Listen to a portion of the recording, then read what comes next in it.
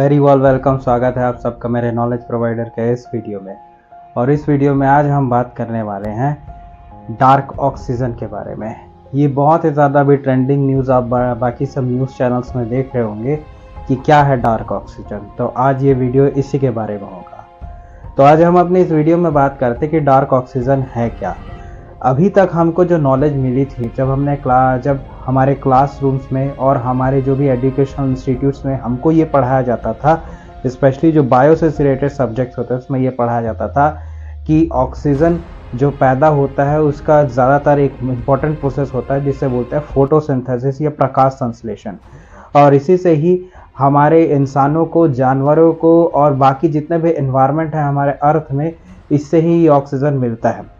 और भी एक इम्पॉर्टेंट चीज़ है कि दुनिया में जो अराउंड 40 से 50-60% जो ऑक्सीजन है वो एल्गे या शैवाल ही पैदा करते हैं जो आपके ओशंस में रहते हैं। रेस्ट जितना भी 40% के आसपास है ये प्रोडक्शन करते हैं हमारे अर्थ में रहने वाले प्लांट्स या पौधे।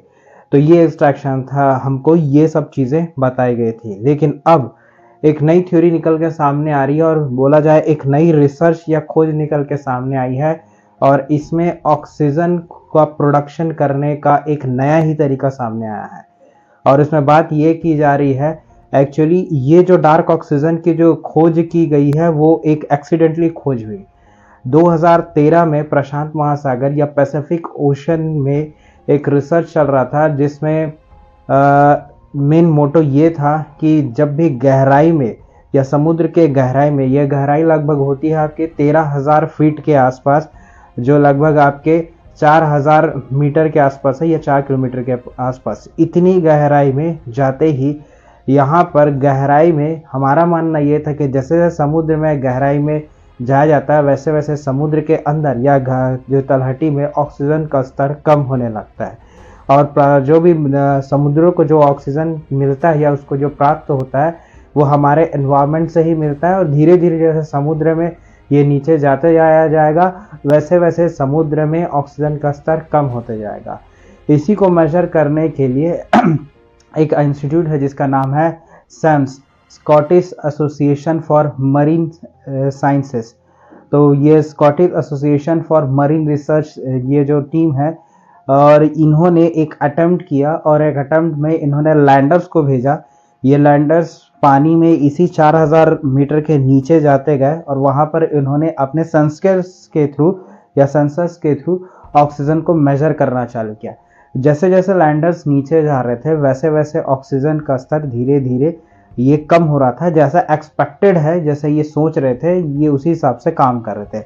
बट जब ये नीचे पहुंचे और नीचे में एक जोन है जिसको ये बोलते हैं क्लेरियन क्लिपर्टर जोन, ये पैसिफिक ओशन में लगभग 13,000 मीटर नीचे एक जोन है जिसको क्लेरियन क्लिपर्टर जोन बोला जाता है। वहाँ पर जिन्होंने जाके वहाँ के जब ऑक्सीजन को मेजर किया तो ये भौचक्के रह गए।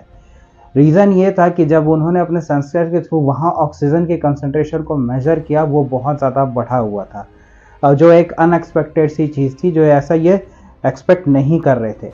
जब ये 13,000 फीट नीचे गए वहाँ अपने लैंडर्स में सेंसर्स लगे हुए, सेंसर से ऑक्सीजन का जो लेवल है या फिर ऑक्सीजन के कंसंट्रेशन को उस पानी में मेजर किया तो ऑक्सीजन का स्तर काफ़ी बढ़ा हुआ था।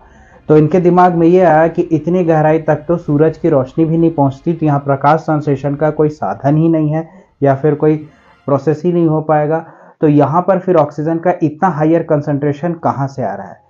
तब वहाँ से पता चला कि यहाँ पर एक स्पेशल मिनरल्स यहाँ पाए जाते हैं। इसकी तलहनी में रिसर्च करने पे पता, इसको बोलते हैं पॉलीमेटालिक नोड्यूल्स।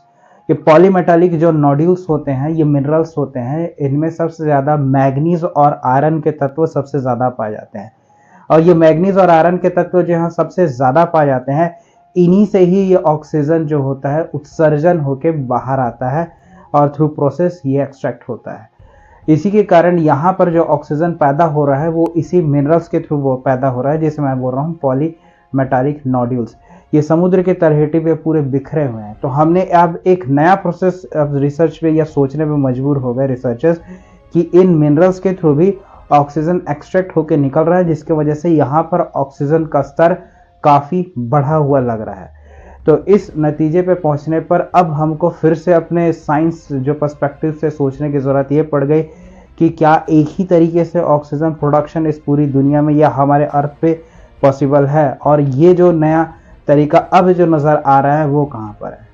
ये जो क्लेरियन के इक्वेटर जोन के आसपास की जो मैं बात कर रहा हूँ, ये समझ जाइए इसकी जो लंबाई है वो लगभग आपके माउंट एवरेस्ट के सबसे ऊंची जो माउंट एवरेस्ट की सबसे जो ऊंची पीक है जिसे हम माउंट एवरेस्ट बोल रहे हैं, उससे ये लगभग आधी है। और इसमें अगर जाके हम मेजर किया जा रहा है तो वहाँ ऑक्सीजन का जो स्तर है वो काफ़ी बढ़ा हुआ दिख रहा है। तो जो भी नीचे जो चीज़ थे, एक्सपेक्टेशन ये की जा रही थी कि ऑक्सीजन का स्तर यहाँ पर घटा हुआ में होगा, बट ऐसा हुआ नहीं। यहाँ पर ऑक्सीजन का स्तर काफ़ी हद तक बढ़ा हुआ था। तो इस पे अभी प्रूफ के साथ बात करना तो पॉसिबल नहीं होगा। इस पे अभी कई रिसर्चर्स होंगे और रिसर्चर्स के बाद इनको काफ़ी अच्छे तरीके से ऑब्जर्व किया जाएगा। अभी तक रीसेंट इन्फॉर्मेशन के हिसाब से पता ये चला है कि ड्यू टू यहाँ पर मिनरल्स के वजह से, जिसमें इनके मिनरल्स में जो आपका लोहा, आयरन या मैग्नीज के कंपोनेंट्स इन मिनरल्स में ज़्यादा होते हैं, तो इसी प्रोसेस के थ्रू यहाँ पर आपके जो ऑक्सीजन है उसका उत्सर्जन हो रहा है थ्रू मिनरल्स के थ्रू, जिनको मैं पॉली मेटालिक आपके नोड्यूल्स कहा जाता है। तो ये सब चीज़ें इनमें देखने को मिल रही है। आगे इसमें और रिसर्चेस होंगे और भी ज़्यादा बात सामने आएंगी जो इसमें देखने को मिलता है। तो होप ये वीडियो आपको अच्छा लगा होगा। आप कमेंट करके बताइए कि वीडियो आपको कैसा लगा, और आपको अगर मेरा वीडियो पसंद आता है तो इस वीडियो को लाइक, शेयर, सब्सक्राइब, और फेसबुक पे हैं तो फॉलो ज़रूर करें। Thank you.